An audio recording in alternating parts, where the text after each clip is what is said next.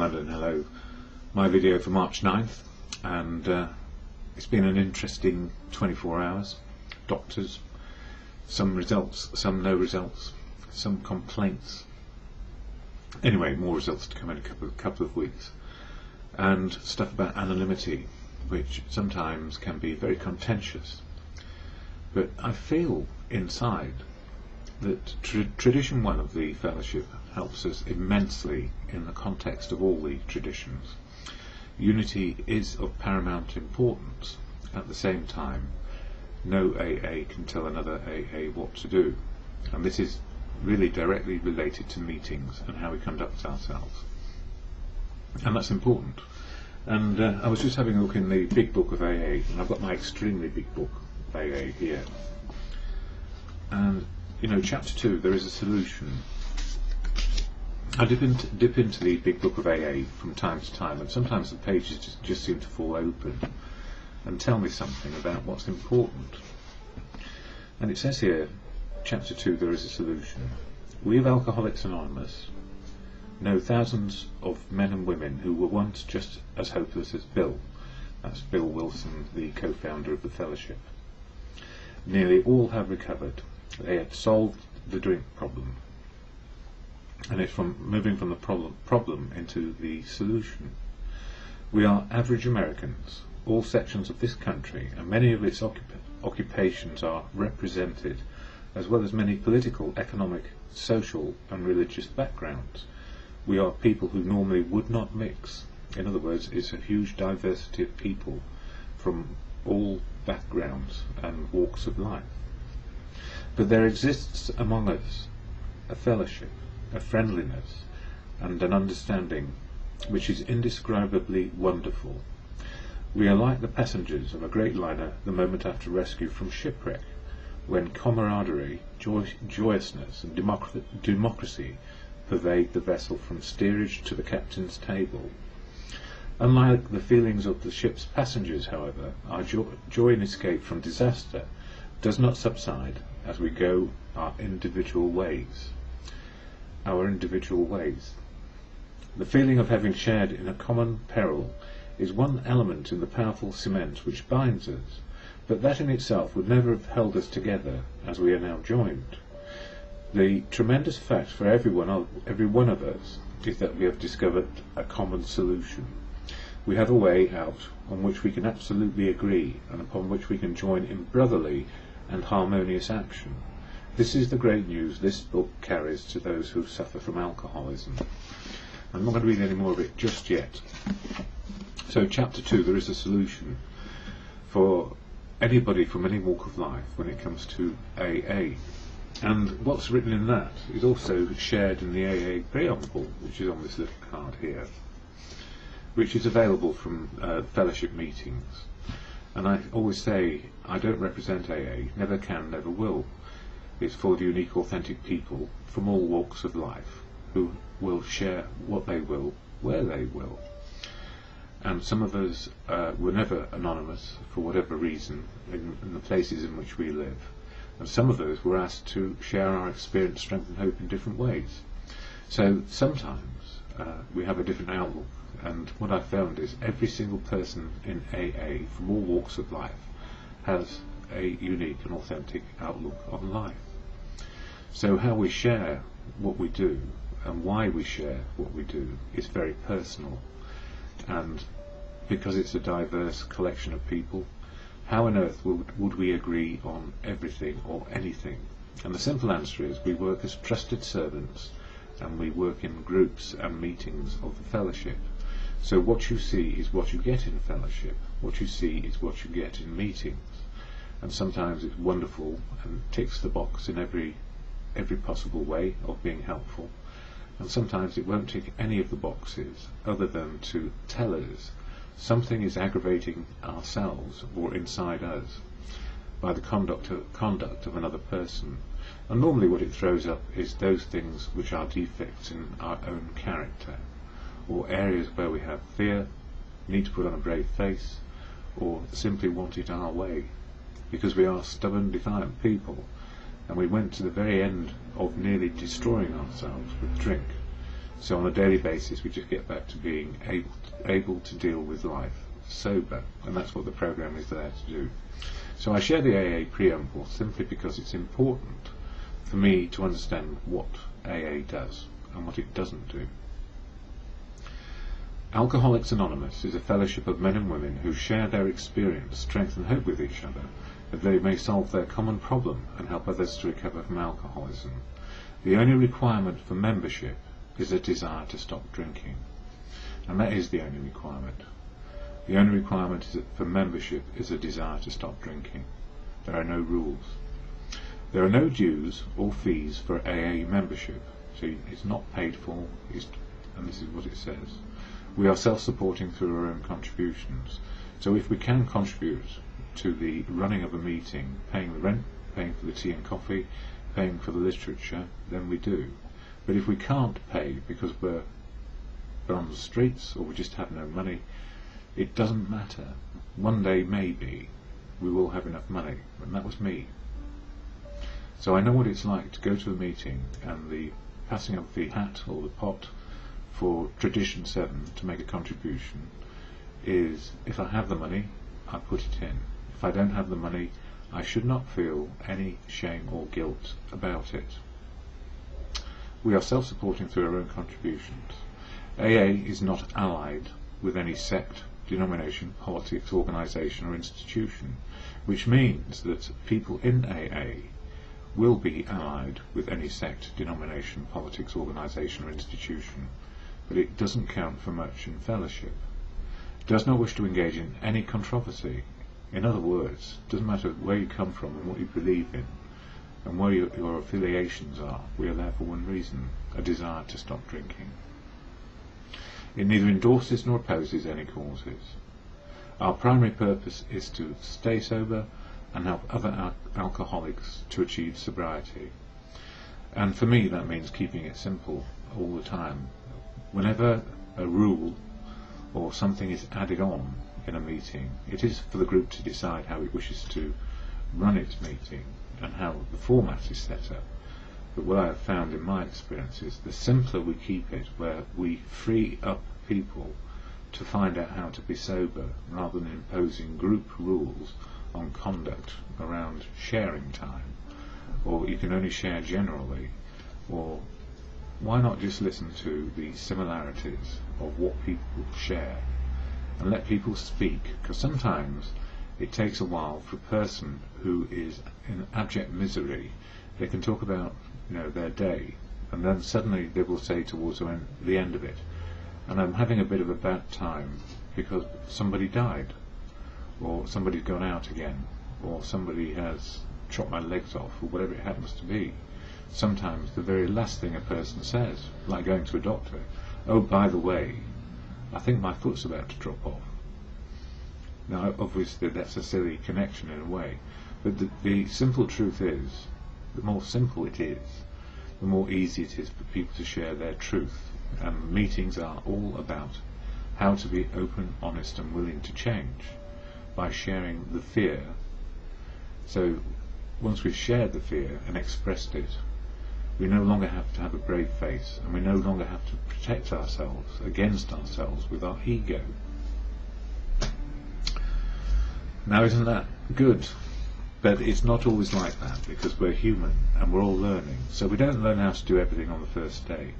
And what can happen when we've been in the fellowship for a while is we want it the way we think it ought to be. And that's where the phrase bleeding deacon comes in. And I was just running on Facebook a comment about, should we keep meetings simple, or should we complicate them with extra rules that the group imposes on itself? And of course the group can impose formats and rules on itself, as long as it's there with the desire to stop drinking.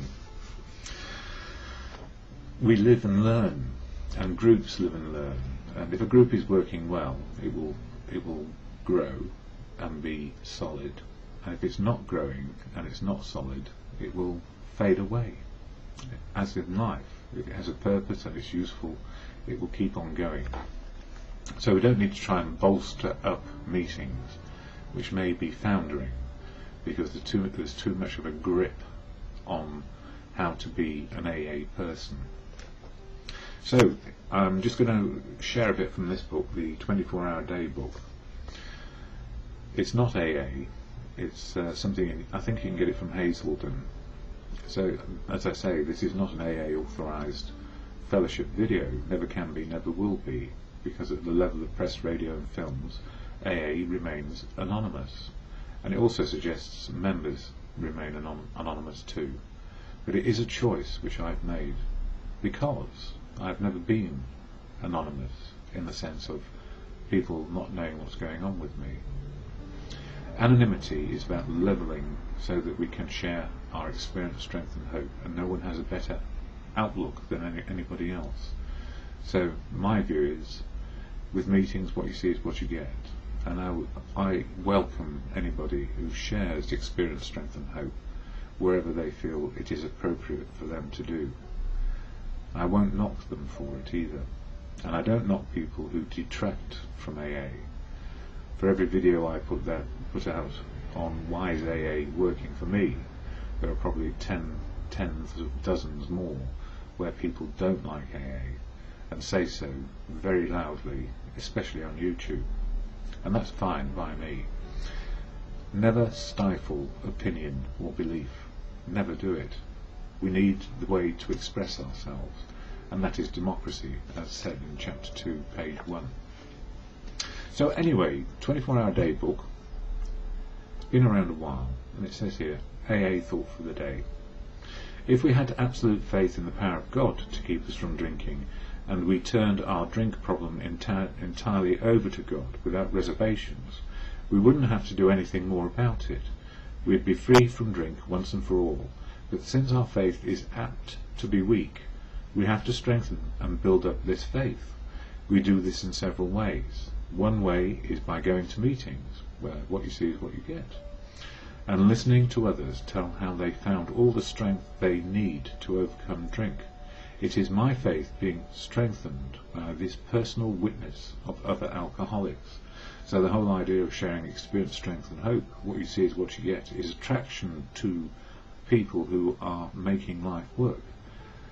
It's not promotion, same as my videos. It's saying, if you try and promote an idea, a formula which is proven beyond reasonable doubt, is a setup for failure.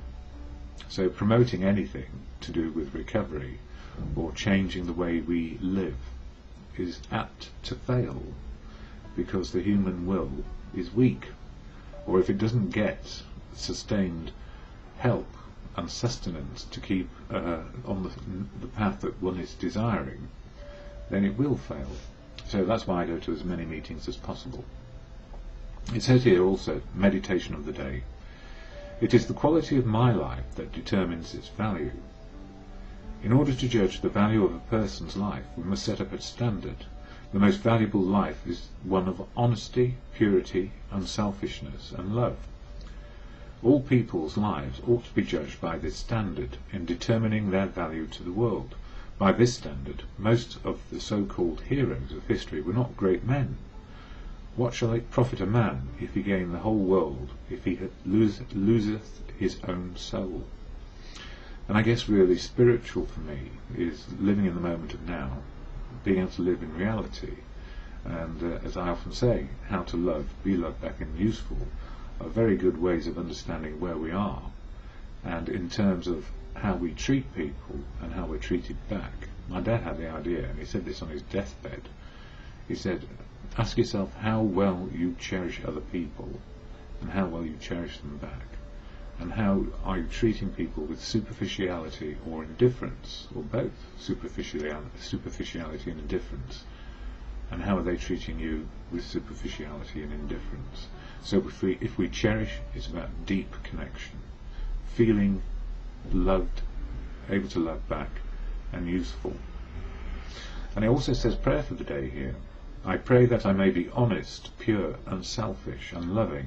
I pray that I may make the quality of my life good by these standards, and that is by improving, sharing, and expressing what is going on for us, so that people get an understanding of where we're coming from, what we know, and wisdom.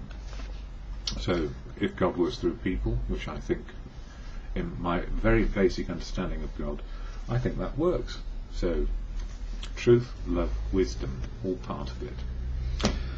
Where am I now? Well, March 9th, I hope, is going to be a good day.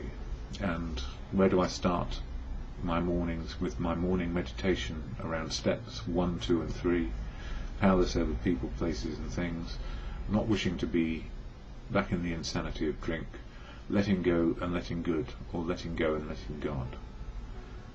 I also say the serenity prayer and the I am responsible. I'll do I am responsible first because it's an AA pledge. I am responsible when anyone anywhere reaches out for help. I want the hand of AA to be there, and for that I am responsible. It doesn't mean it's going to be me who is responsible for saving the world, because I can't. No single human has ever overcome alcohol on their own and found a spiritual life fulfilling, so I'm told. I tend to agree with that, because on our own we can't except grip on with self-will or iron will to something which is not helping us at all. I am responsible. So in terms of the serenity prayer to God of good conscience, or the God of your understanding, God, grant me the serenity to accept the things I cannot change, courage to change the things I can, and the wisdom to know the difference. For me, it is always one day, and as somebody else used to say, may your God go with you. Materialism, always trying to fix myself in some way. And it started at a very early age for me.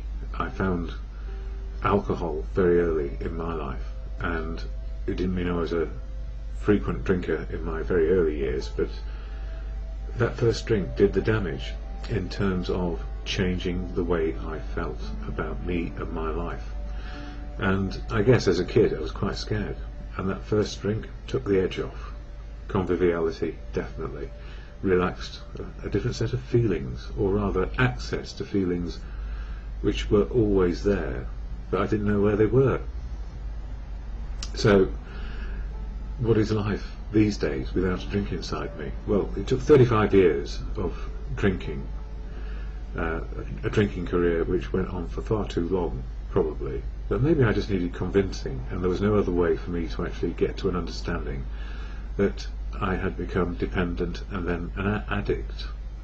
And where did I cross the line? Probably in the last few years of my drinking, where life had got very, very difficult. I'd been working hard, I'd been involved in relationships, I'd collected everything that I possibly could, and still felt like there was a gap inside me which I couldn't fix.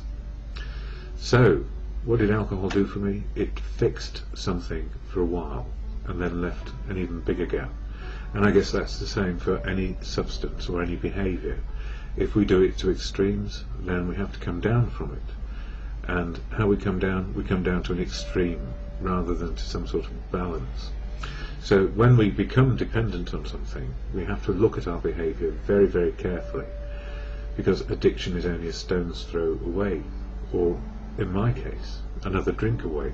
So whilst I'm in recovery, one day at a time, I know that it's not safe ever to go back and try some more research, because it will lead to the same place of ruin for me, ruining my emotional, spiritual and physical well-being. So recovery for me is all about emotional, spiritual and physical well-being on a daily basis. A one-day program, one day long for me, and it's the base, if you like, or the backbone of my recovery is understanding how to live my life with less fear, less need to put a brave face on, and less ego, and to find more courage, faith and confidence to face the day. So the only way I can do that is soberly learning to live life, find my feelings, be in the moment of now, and do what I can to keep well physically. So this morning has been a trial, if you like, of getting to the medical centre, having blood tests, making sure all the right ones are done, seeking advice from the doctor about what to do about my foot, which has got some fractures in it, and also making sure that the medications and the other things I need, like insulin and all the paraphernalia of dealing with type 1 diabetes and dealing with clinical depression, all those things are managed professionally by professionals who know what to do to help me, and I need listen to them. I need listen to them when I need help. And what do we all do as addicts? We want to run it all. We want to run the show. We want to prove to ourselves that we can still be in charge. So one of the things I learned very early on in recovery is I'm powerless over people, places and things. And if I take a drink, life will certainly get unmanageable, and it would be insanity to go back. And something, or somehow, I got a moment of clarity which helped me understand that self-will taken to extremes of behaviour is self-will, self-obsession, self-will run riot. So these days, what helps me most at the moment? Family, friends, community keep me on track, living my life as normally as possible, whatever normal is. I only find out by the end of the day what normal has been. And a fellowship, and that fellowship is AA, Alcoholics Anonymous, and I share the statement of intent about AA, what it is, for those who don't know, and just as a gentle reminder for myself to slow me down into the moment of now. And then I share some of the literature from this book, Daily Reflections, which is an AA daily one page on recovery. So each day is a recovery page, and each month it covers one of the steps of the 12-step action program, action to change my attitude and behaviour on a daily basis. So attitude and behaviour changing daily. Or I can go back to the old attitude and behaviour and be in the malady again. So I'm in recovery. And the AA preamble reads like this: Alcoholics Anonymous is a fellowship of men and women who share their experience, strength and hope with each other, that they may solve their common problem and help others to recover from alcoholism. The only requirement for membership is a desire to stop drinking. There are no dues or fees for AA membership. We are self-supporting through our own contributions. AA is not allied with any sect, denomination, politics, organisation or institution.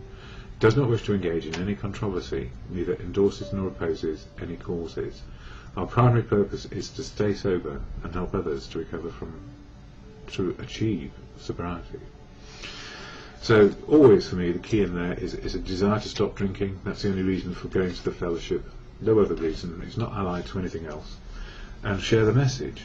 And the first two steps, and now the third step in March. Admitting I was powerless over alcohol, people, places and things, and I don't need to go backwards. Knowing it would be insane, and that a power greater than me could save me, led me into step 3, which is where March is in the Daily Reflections book. And I'll read it because it's just very clear on an attitude, an outlook, which helps me on a daily basis. And it mentions God. So the word God is as you understand it, and it's not a collective understanding. So I shall share as I go along. Surrendering self-will, made a decision to turn our will and our lives over to the care of God as we understood Him. And for me, God is truth, the truth of all that is around me. God is love, loving people and being loved back. And God works through others, so getting wisdom from other people. It goes on to say, no matter how much one wishes to try, exactly how can one turn our will, how can his own will and his own, start again, no matter how much one wishes to try, exactly how can one turn his own will and his own life over to the care of whatever God he thinks there is? In my search for the answer to this question, I became aware of the wisdom which is written, with which it was written. This is part of step 2. I could see many times where I should have died, that was true for me, or at least been injured, during my previous style of living, and it never happened. Someone or something was looking after me. I choose to believe my life has always been in God's care. He alone controls the number of days I will be granted until physical death. The matter of will, self-will or God's will, is the more difficult part of the step for me. That's step 3. It is only when I have experienced enough emotional pain, through failed attempts to fix myself, that I become willing to surrender to God's will for my life. Surrender is like the calm after the storm. When my will is in line with God's will for me, there is a peace within. And if I understand correctly for me that God is truth, that I'm aligned with the truth of what is going on around me, that love is the most important part of living, and that we learn from others, God works through people, then it all makes sense to me. I don't know if anybody was looking after me whilst I was drinking.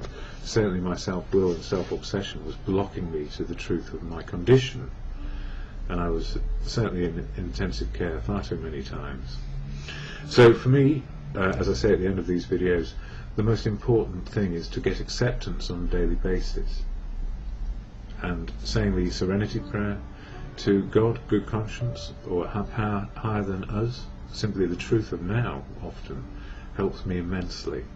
So that serenity prayer reads as, or goes like this: God, grant me the serenity to accept the things I cannot change, courage to change the things I can, and the wisdom to know the difference is always for me, just for today.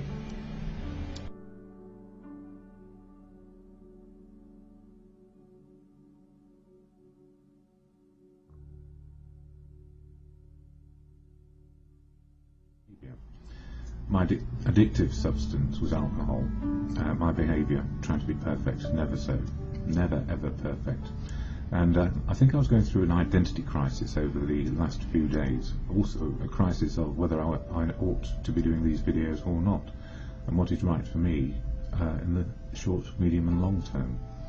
So I removed some of my videos because I didn't feel that I was in the right place to be speaking. And what was I trying to speak about? Simply about recovery. And I feel like I do need to speak about recovery, my recovery from addiction, and staying in recovery one day at a time. And what helps me do this is Alcoholics Anonymous. My family, society, all the breaks that maybe I never knew were there until I got to a point where there was no point of return on my own. I needed help. And I guess that was my first awakening, if you like, that Don could not do it on his own, and he needed help, and that was some years back. It was a relief to realise that the world wasn't really judging me by my intentions, it was actually judging me by what I was doing, and that was actually killing myself with booze. And it took me to very difficult places, and having the last rites and all sorts of things, and homelessness, and I thought I wasn't worth anything, either to myself or to other people. But what I've come to realise is that we all have a place in society. We have I guess, an obligation to ourselves to make the best of what we have, even when it can't be very much. It's still a life, and it can be worth living, even though it can be very hard and very unpleasant from time to time. So what helps me most is fellowship. Fellowship, a place where I can go and share my truth, as it may be, my experience, strength and hope of living in the day, just simply one day. The preamble at every AA meeting, a speech if you like, is this, and here we go. Alcoholics Anonymous is a fellowship of men and women who share their experience, strength and hope with each other, that they may solve their common problem and help others to recover from alcoholism. The only requirement for membership is a desire to stop drinking. There are no dues or fees for AA membership. We are self-supporting through our own contributions. AA is not allied with any sect, denomination, politics, organisation or institution. Does not wish to engage in any controversy, neither endorses nor opposes any causes. Our primary purpose is to stay sober and help other alcoholics to achieve sobriety. And that key sentence at the end, our primary purpose is to stay sober and help other alcoholics to achieve sobriety. It's very important to me. And, you know, the world turns and we get new technology. We get the opportunity to speak our minds on places like YouTube. And when we're speaking our minds, what's most important is what we believe to be true, and also put it up for challenge as well. So challenge and supportive challenge is a fair game scenario for me. And I went to a meeting last night, and somebody said afterwards that they always felt a bit challenged by my point of view. And, you know, it's not for me to judge anybody else's point of view, it's just for me to have my own point of view. And I think that they felt challenged because I don't agree with everything they say. And that's the absolute gift of life, that we can be agreeable some of the time and disagreeable in in the sense of we hold to principles or understandings of how life is today, and we just get on and do our bit as we can. So last week, I'm still in regime change, if you like. I've got type 1 diabetes and clinical depression as well as recovery. So it is a full-time job, and I realise that now, that if I'm going to do all my blood sugar testing, all my injections, all the things which keep me sane and able to live in the day, then I need my fellowship meetings, and I need to have my friends and be connected and not be isolated. The worst is isolation, and isolation can come in many forms. We can feel lonely in the company of others because we just feel so awkward and our outlook is so depressed. So there was a lot of desolation around last week, and also an understanding that I cannot be everything to all people, and nor can others be everything to me. That we need a balance of friends, partners sometimes, and everything which helps make life work, just simply in the day. And for me, I do use some of the literature of AA. This one, Daily Reflections, which gives me a page a day about the action program of AA, the 12 steps of action for individuals. And as Bill sees it, one of the co-founders, again there's a page a day, if you care to read it. And when we read it, it's not just my interpretation which is important, it's yours. It's how it affects you, or how it impacts on you and your life. And sometimes I'm on the money with everything, and sometimes I'm just completely off the piece. So the gift for everybody is their uniqueness and their authentic being themselves. To be oneself maybe is the hardest thing in a society which gives us all sorts of influences about what is right and wrong, how to be ambitious, career-oriented, to be able to cope with life. And for me, for a lot of years, I had no understanding of spiritual, emotional and physical well-being for myself. I treated myself as a workaholic, actually, and in doing that I was always willing and ready to do the next challenge, until I fell down completely and had a nervous breakdown, and that really took it out of me. And then my drinking a year or two later started to become 24/7, and now it's not at all on a daily basis, and that's where fellowship comes in, because I have inclusion, understanding and sometimes misunderstanding, but the gift is that we're all allowed to have our opinions on life and our beliefs on life, and that's so critical to me. So please don't take my opinion as truth. There's a higher truth than me, and whatever that is, I've put the label God on truth, or God is truth, because that's the easiest way I can understand life, to see the truth of now. And for March 9th, in this one, Daily Reflections, made a decision to turn our will and our lives over to the care of God as we understood Him. It's not my understanding of God that's important here. For me, my God, sorry about this, I'm just getting more comfortable. The God of my understanding is truth, love. God works through people, and good conscience. So if I just if I had God, if I say God, it's really for me good conscience, the higher conscience that every person has, and the collective good conscience of, I guess, our immediate community, civilization, societies. We're all going in the same direction gradually, and we're all going to end up in the same place. So if we can live in the day, we're probably better off. Anyway, as it says here, made a decision to turn our will and our lives over to the care of God as we understood Him. So for me, it's good conscience. No matter how much one wishes to try, exactly how can one turn his will and his own life over to the care of whatever God he thinks there is? In my search for the answer to this question, I became aware of the wisdom with which it was written. This is a two-part step. I could see many times where I could have died, or at least been injured during my previous style of living, and it never happened. Someone or something was looking after me. I chose to believe my life has always been in God's care. He alone controls the number of days I will be granted until physical death. The matter of will, self-will or God's will, is the more difficult part of this step for me. It is only when I have experienced enough emotional pain through failed attempts to fix myself that I become more willing to surrender to God's will for my life. Surrender is like the calm after the storm. When my will is in line with God's will for me, there is peace within. And for me, as a I'm not sure, atheist, agnostic, and sometimes believer in a God of my understanding. What it's telling me is if I'm part of life and I listen to the good conscience that is coming through in the inner voice that we all have, either to the good or bad of what we are up to, then we have a better chance. And trying to do it all alone, on our own, self-sufficiently, begs the question, why do we have family, community, civilization and society? And the answer is we're very social people and animals, and we need a broader understanding of what is possible and not possible.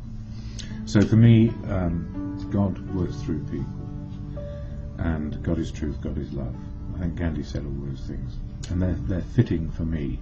But if you have a power which is different, all to the good if it's working for you. So when I say the serenity prayer, God grant me the serenity to accept the things I cannot change, courage to change the things I can, and the wisdom to know the difference. It's not just my wisdom, it's the wisdom of good conscience which I get from everyone.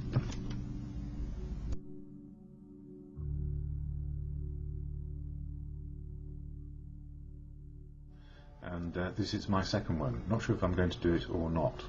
I may give up halfway through, just depends how my head's going. Excuse me.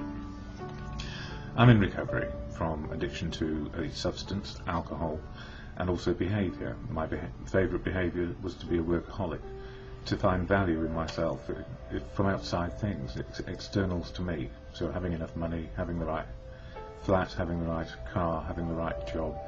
Everything had to look right in order for me to actually be okay. And what I've learned over the years is if I look all right on the outside, it probably means there's something inside which isn't right, which is not fixed. And I think I tried to use alcohol and work and relationships to fix myself on a daily basis and to make myself feel like I was doing the right thing, a part of society, and still on top of all of that, a feeling of fear and dread often, and clinical depression. And I only found out I had clinical depression when I stopped drinking for a couple of years and did some diagnostics with some professionals. And it was all part of also finding out that I had type 1 diabetes at the same time. So some years on, going through a regime change to do with type 1 diabetes and clinical depression, changing medications, has left me bereft of maybe the mood which is normal for me, just being able to get on with the day.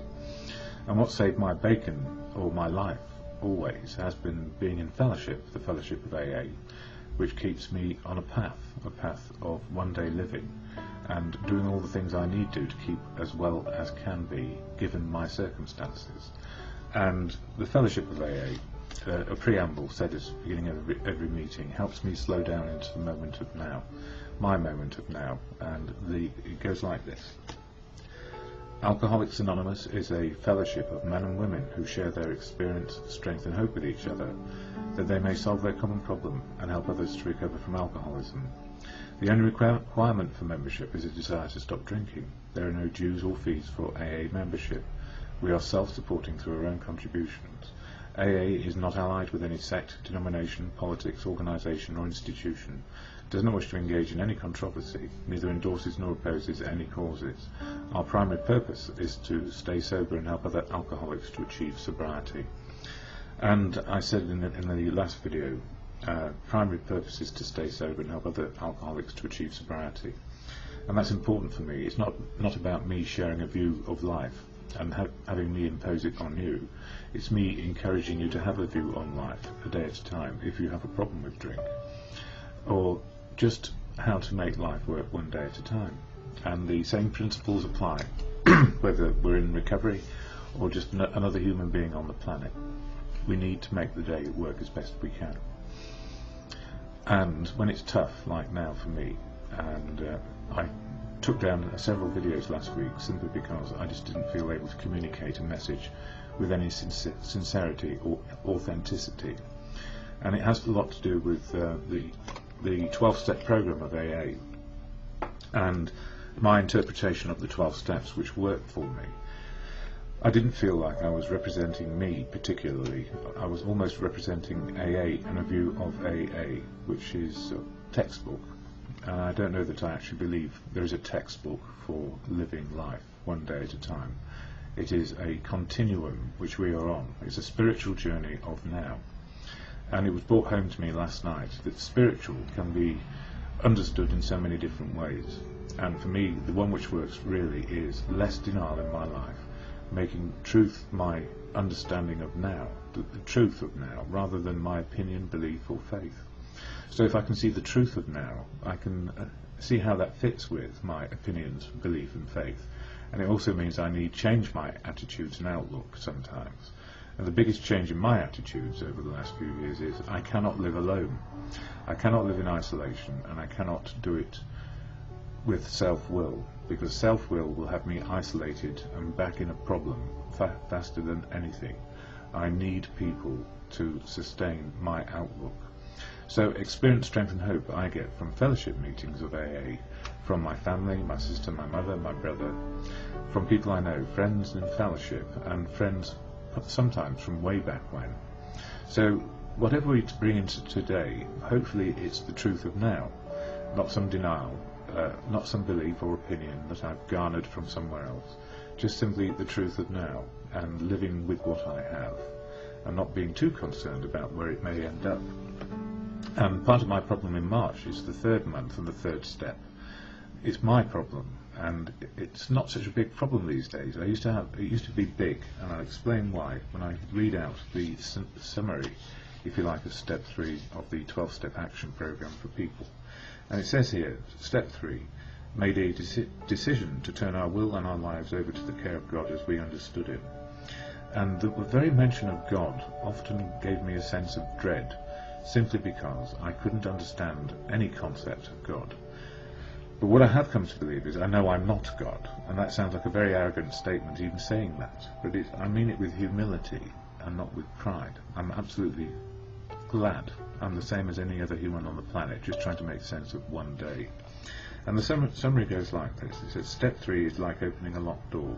How should we let God into our lives? Willingness is the key. Dependence as a means to independence. Dangers of self-sufficiency. Turning our will over to a higher power. Misuse of willpower. Sustained and personal exertion necessary to conform to God's will. And the nearest I can get to God's will is good conscience for me. And this is not to undermine anybody else's opinion, faith or understanding. It's how I understand it now with me. And I like what Gandhi said, and I've said this often, so I'll say it again. Gandhi said, God is truth, God is love, and God works through people. I don't know if he said the last phrase, but certainly he said God is truth and God is love. I heard it on a 1933 radio broadcast, which is somewhere here on YouTube. So the gift for me in this is, I'm not God. Being in touch with good conscience, which is developed with the help and support of family, community, society, civilization, helps us find a path to tread on a daily basis. And that what we need to understand is our personal situation doesn't give us the right to anything more than anybody else. So it's a sort of equality good conscience that I'm suggesting I like for myself and for other people. Other people will have their opinions, and it's not for me to change them, and it's not for me to challenge another person's belief or faith. And somebody challenged me on that last night, and I tried to assure them that whilst they have an opinion, belief and understanding of faith for them and spiritual, they did say one thing which I can really wholeheartedly agree on, and that is the truth is probably above us, because we're only going by what we know so far, and there are absolute truths around which I just don't know or understand yet. And I'm glad, because maybe I'll have to come back for another life to find out what those are. So, you know, it might be metaphysical, mystical, who knows? But what's important is what works today, truth. Truth of now, what I need to do to keep myself as best I can, sane and in the game of life. And I mentioned daily reflections earlier, which was in the earlier video. And as Bill sees it, these are just done linearly, so it's got nothing to do with step 3, maybe. It says true ambition and false.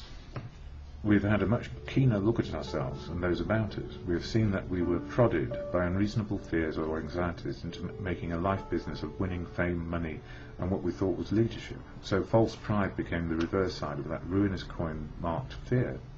We simply had to be number one number one, people to cover up our deep-lying inferiorities. True ambition is not what we thought it was. True ambition is the profound desire to live usefully and walk humbly under the grace of God. And, you know, the grace of God for me is good conscience, the understanding that we mutually get to about how to live equally. So true ambition for me really is to live in the day, to be a part of, to be included and not excluded. And where I feel excluded, understand that this is just the way it is, because of opinion, belief, understanding, misunderstanding, or just no clue, sometimes no clue about the fact that I need inclusion. So where am I today? Able to say with good heart the Serenity Prayer, which is how we close meetings here in London. And it goes, God, grant me the serenity to accept the things I cannot change, courage to change the things I can, and the wisdom to know the difference. And the difference often is about understanding belief and respectfulness. So it's going to be a day for being careful. Anyway, all about AA. Alcoholics Anonymous is a fellowship of men and women who share their strength, experience, strength and hope with each other, that they may solve their common problem and help others to recover from alcoholism. The only requirement for membership is a desire to stop drinking. There are no dues or fees for AA membership. We are self-supporting through our own contributions. AA is not allied with any sect, denomination, politics, organisation or institution. It does not wish to engage in any controversy, neither endorses nor opposes any causes. Our primary purpose is to stay sober and help other alcoholics to achieve sobriety. And hello, Sunday night, and it's been a good day today. I've managed to tidy up my flat and had guests to come and inspect it. That is my sister and my mum, and they found it okay and less worried about me, I hope. In fact, I don't think they worry about me quite so much these days, because I don't take a drink a day at a time, and they're quite surprised at how I've done, really. It's several years now. And the bonus, if you like, is I can talk coherently and clearly and hold a conversation without being concerned about what I may say these days and what I may say to my nearest and dearest. And it was great, because we went out to lunch next door to Bibendum, which is where we can have a Sunday lunch and enjoy conversation, drink lots of water, have a cup of coffee and a bit of sticky toffee pudding at the end. And of course I do pay a price for this. My blood sugars go too high and then I have to compensate with insulin. But at least today it's okay, because it's not doing things outrageously like I did before. And I know that my mum and my sister quite prefer to have non-alcoholic beverages during the day and only the odd glass of wine. So in my company they're very happy to be imbibing water or soft drinks. And it's jolly. It was jolly and it was fun to be in good company. And then having tidied up the flat, I took a rest in some quiet moments before going out to my evening meeting just down in Flood Street, the 7:30. And it's an hour-and-a-half meeting, which is unusual around here. Normally they've been cut back to an hour because people come in, share and go. And sometimes I wonder if some of the niceties, like listen for the similarities and not the differences, is forgotten, because people think and feel that those simple suggestions may be covered in what are called newcomer meetings. And as any newcomer can come to any meeting, it's probably a good idea to include these things in the preamble that we forget. Anyway, these videos are about seeing the similarities and not the differences in me and my life, and what it's like to live sober without drink. And anybody tormented out there who has found it impossible, no matter what amount of logic you may have or what amount of willpower you may have, and still find it impossible to give up drinking, I know there is a solution around the corner, and it's called Alcoholics Anonymous. And the reason why I'm such an avid supporter is it's helped me get a life back. Not the life I used to have, but the life I have today. And in some ways it's more simple, and in other ways it's more complicated. In the old life I used to have lots of money. In the new life I have next to no money. And that's because I'm in a different phase of living, and I'm incapacitated in some ways, which makes me an unhelpful prospect for some people. And as things are, I have been told from medical people not to work for now, which is hard, really. And what do we do with our time? And what I do with my time is work out ways to be in recovery and share the message here on YouTube or anywhere else when I'm asked. So I have more chairs to do next week, one on Wednesday and I think one the following Monday. I'm trying to keep them down to one a week, because any more than that and I lose the plot. We can overdo it in everything, so sometimes we need to pull back and just sit and listen rather than talk and talk and talk like you hear me doing here. Anyway, for tomorrow, daily reflections written by AA people for AA people. And not only that, as there are 12 steps of recovery, or 12 steps in the toolbox, each month is represented by much of what is one step. So this is all about step 3 in March. And it says, for March 10, today is my choice. We invariably find that at some time in the past we have made decisions based on self, which later places us in a position to be hurt. And that comes from AA's big book, page 62. With the realization and acceptance that I had played a part in the way my life had turned out, came a dramatic change in my outlook. It was at this point that the AA program began to work for me. In the past I had always blamed others, either God or other people, for my circumstances. I never felt that I had a choice in altering my life. My decisions have been based on fear, pride, or ego. As a result, those decisions led me down the path of self-destruction. Today I try to allow my God to guide me on the road to sanity. I am responsible for my action or inaction, whatever the consequences may be, which is pretty much what I just said. And, I was sharing tonight because I felt like it. And one of my stock things at the moment is God is truth. And when I actually look at the absolute truth of what I may be doing and may not be doing, I know there is an absolute truth above my circumventing, if you like, or my self-will and self-possessed outlook, or self-obsessed outlook. I am better taking into account every single other person on the planet besides me. And I think that's the real right thing to do, because we are part of the whole. We're not individuals, I hope, forever trying to get our own way, and in the process disempowering people from finding out what's good for them and what's good for me. Anyway, coming to As Bill Sees It. One of the co-founders, Bill Wilson. This is page 97. Self-respect through sacrifice. At the beginning we sacrificed alcohol. We had to, or it would have killed us. But we couldn't get rid of alcohol unless we made other sacrifices. We had to toss self-justification, self-pity and anger right out the window.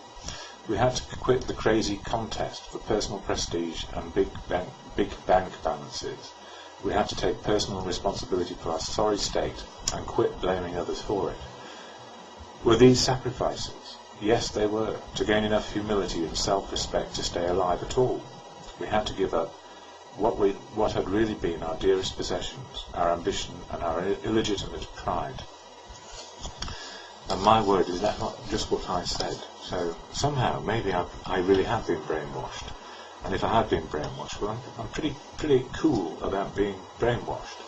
And being in a fellowship with men and women who just have a desire not to drink a day at a time and make life work with their fellow human beings. So, coming on to this one. 24 hours a day. It's published by Hazelden, written by an AA person, but not endorsed by AA. And it goes on to say, for March 10, we also strengthen our faith by working with other alcoholics and finding that we can do nothing ourselves to help them, except to tell them our own story of how we found the way out. If the other person is helped, it is by the grace of God, and not by what we do or say. Our own faith is strengthened when we see another alcoholic find sobriety by turning to God. And finally, we strengthen our faith by having quiet times every morning. Do I ask God in this quiet time for the strength to stay sober this day? And, what I use, which I find hugely helpful and very simple, is the Serenity Prayer, which came into being some thousands of years ago, and is not really something that it's not something that is claimed. You can't claim ownership for things which have been around for thousands of years, but it actually fits with the programme very well, and it says, God grants me the serenity to accept the things I cannot change, courage to change the things I can, and the wisdom to know the difference. And what I learn every single day that I'm alive now, and it's better than being half dead like I used to be, at the end of a bottle of vodka, or 2 or 3, depending how big the calamity was. It's about being able to see what I can do and what I cannot do in my right-sized, human-sized perception. And if I'm not quite sure, I can always check it out with another human being who will obviously tell me what they think and feel too. So we are not alone, and that's my message really for tonight.